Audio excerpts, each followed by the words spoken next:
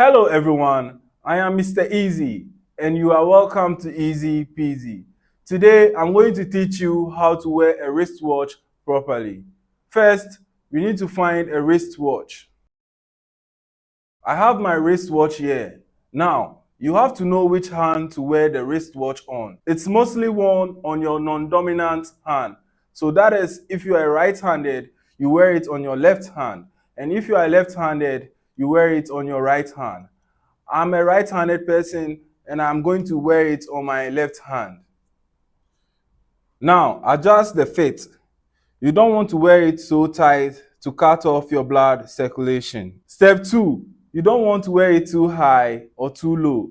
It should rest comfortably on your wrist bone, like it's your trusted sidekick, not a giant bracelet.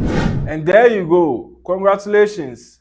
You have successfully learned how to wear a wristwatch. Not confusing, very comfortable and stylish. If you want me to teach you more, don't forget to like and comment.